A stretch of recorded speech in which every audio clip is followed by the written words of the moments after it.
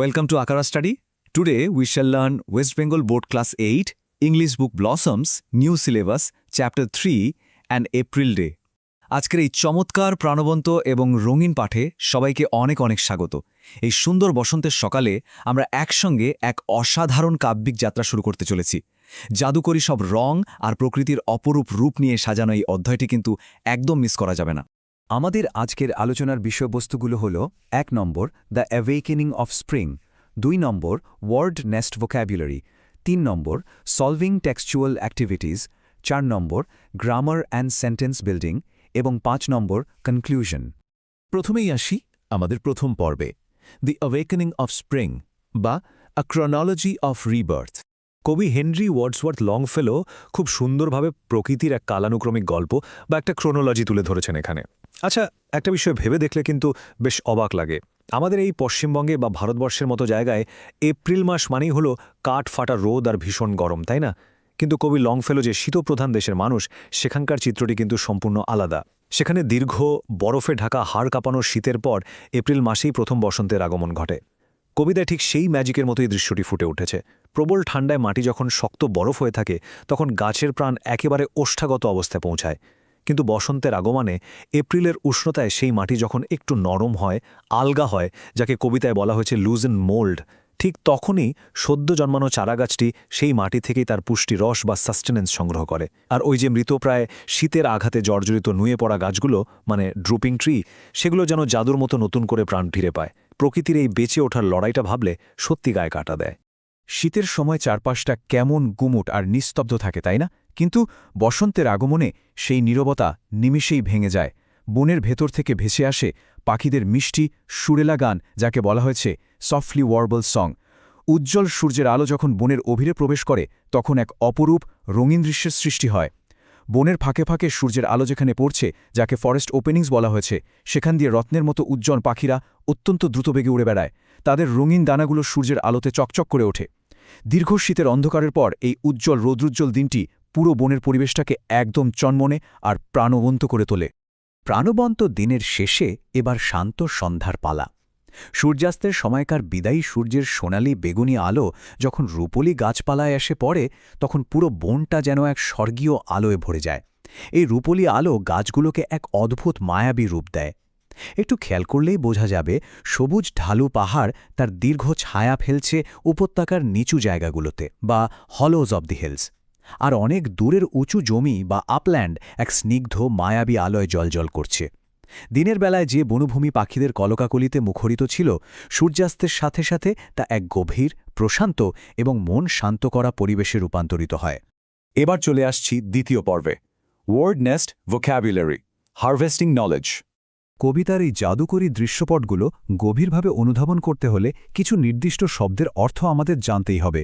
প্রথম শব্দটি হল সাস্টেনেন্স, যার মানে হল পুষ্টি বা বেঁচে থাকার জন্য প্রয়োজনীয় রসদ, আর দ্বিতীয়টি হল থ্রাইভস, অর্থাৎ বেড়ে ওঠা বা সুন্দরভাবে বিকশিত হওয়া। বিষয়টিকে এভাবে ভাবা যেতে পারে, শেকড়ে সঠিক সাস্টেনেন্স বা পুষ্টি পেলেই তবে একটি চারাগাছ সুন্দরভাবে থ্রাইভস করে বা ফুলে ফলে বিকশিত হয়। ঠিক একইভাবে আমাদের মনও যখন সঠিক জ্ঞানের পুষ্টি লাভ করে, তখন তা সুন্দরভাবে বিকশিত হতে সক্ষম হয়। এর পরের শব্দ দুটোর মধ্যে লুকিয়ে আছে এক ধরনের নীরব বেদনা। স্ট্রিকেন মানে হল কোনো তীব্র যন্ত্রণায় বা কষ্টে গভীরভাবে আক্রান্ত হওয়া, আর ড্রুপিং মানে হল দুর্বল হয়ে নিচের দিকে নুয়ে পড়া। শীতে যখন চারপাশ বরফে ঢেকে যায়, তখন গাছগুলো সেই তীব্র ঠান্ডায় স্ট্রিকেন হয় বা কষ্ট পায়, আর সেই কষ্টেই তারা ড্রুপিং বা নুয়ে পড়ে। এই শব্দগুলো শুধুমাত্র প্রকৃতির অবস্থাই বোঝায় না, শীতের রুক্ষতা কিভাবে একটি জীবন্ত সত্তাকে দুর্বল করে দেয়, সেই আবেগময় দিকটিও নিখুঁতভাবে ফুটিয়ে তোলে। এবার প্রকৃতির কিছু চমৎকার ভৌগোলিক রূপের সাথে পরিচিত হওয়া যাক। গ্লেজ মানে হল বনের মাঝখানে হঠাৎ করে আসা ঘাসে ঢাকা ছোট ফাঁকা জায়গা। ঘন বনের ভেতর হাঁটতে হাঁটতে হঠাৎ এমন একটি খোলা জায়গা দেখলে মনটা এমনিতেই শান্তিতে ভরে যায়। আর আপল্যান্ড হল উঁচু জমি বা পার্বত্য এলাকা। কবিতায় আমরা দেখেছি কিভাবে বনের মাঝখানের এই গ্লেড পার হয়ে সবুজ প্রান্তরটা উঁচু আপল্যান্ডের দিকে উঠে গেছে, আর সূর্যাস্তের আলোয় সেই আপল্যান্ড স্নিগ্ধভাবে জ্বলজ্বল করছে। এবার ৩ নম্বর পর্ব, solving textual activities, applying hour knowledge. এতক্ষণ যা শেখা হলো, এবার সেটা একটু প্রয়োগ করার পালা। অ্যাক্টিভিটি 1-এ সঠিক উত্তর বেছে নিতে হবে। প্রথম প্রশ্নটি হল, চারাগাছ বা স্যাপলিং কোথা থেকে পুষ্টি নেয়? কবিতার লাইনটি মনে করলেই দেখা যায়, from the earths Lucent mould the sapling ড্রজ it's sustenance, অর্থাৎ বরফ গলে যাওয়া নরম আলগা মাটি থেকেই সে পুষ্টি নেয়। তাই সঠিক উত্তর আর্থস লুসেন্ড মোল্ড। এরপর পাখিরা কোথায় দ্রুত উড়ে বেড়ায়? কবিতায় বলা হয়েছে রঙিন ডানার পাখিরা দ্য ব্রাইট সান বা উজ্জ্বল সূর্যালোকের মধ্যে দ্রুত উড়ে বেড়ায়। সবশেষে সবুজ ঢালু পাহাড় কোথায় ছায়া ফেলে? সূর্যাস্তের বর্ণনায় আমরা পড়েছি পাহাড় তার ছায়া ফেলে the hollows of the hills বা পাহাড়ের নিচের ফাঁপা জায়গাগুলোতে। একেবারে জলের মধ্যে সোজা, তাই না? অ্যাক্টিভিটি 2তে কিছু অসমাপ্ত বাক্য দেওয়া আছে যেগুলো কবিতার তথ্যের ওপর ভিত্তি করে সম্পূর্ণ করতে হবে। সি নম্বর বাক্যের শুরুটা আছে দ্য বার্ডস মুভ অলং। কবিতার স্তবকটি স্মরণ করলে পাওয়া যায় that moves along the forest openings, তাই শূন্যস্থানে নিখুঁতভাবে বসবে দ্য ফরেস্ট ওপেনিংস। এরপর ডি নম্বরে আছে দ্য ব্রাইট সানসেট ফিলস, সূর্যাস্ত কিসে আলো ভরে দেয়। কবিতার শেষ স্তবকে কবি খুব স্পষ্টভাবে বলেছেন when the bright sunset fills the silver words with light. সুতরাং শূন্যস্থানটি পূরণ করতে হবে the silver words with light দিয়ে। কবিতার লাইনগুলোর সঠিক অর্থ জানা থাকলে এই শূন্যস্থানগুলো পূরণ করা একেবারেই সহজ ব্যাপার। অ্যাক্টিভিটি 4-এর এই তালিকাটি পূরণ করার জন্য আমাদের আবার সেই পূর্বের শেখা শব্দার্থ বা ভোক্যাবুলারির সাহায্য নিতে হবে। এখানে একদিকে আছে হু অর্থাৎ কে, আর অন্যদিকে ডিড হোয়াট অর্থাৎ কি করেছে বা কি অবস্থা। প্রথমে আছে দ্য স্যাপলিং বা চারাগাছ, সে কি করে? নরম মাটি থেকে পুষ্টি নেয়, তাই এর পাশে বসবে ড্রজ ইটস সাস্টেনেন্স। আর দ্বিতীয় সারিতে আছে দ্য ড্রুপিং ট্রি বা শীতে নুয়ে পড়া গাছ। বসন্তের আগমনে সে কি করে? সে তার পুরনো কষ্ট ভুলে নতুন প্রাণ ফিরে পায়, তাই এর পাশে বসবে রিভাইভস।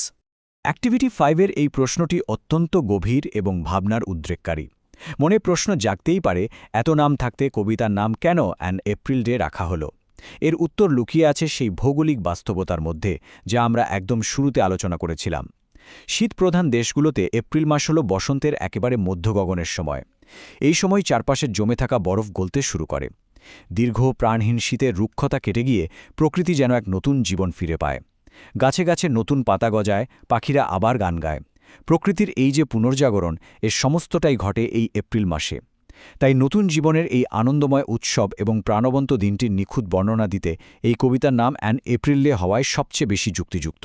আমাদের চতুর্থ পর্ব হল grammar and sentence building, perfecting our English. Activity 6-এতে সঠিক ভার্ব ফর্ম বা ক্রিয়ার রূপ বেছে নেওয়ার একটি চমৎকার অনুশীলন রয়েছে। এটি সমাধানের জন্য প্রধানত দুটো বিষয়ের উপর নজর দিতে হবে। প্রথমত, বাক্যের সময় বা টাইমলাইন বুঝতে হবে।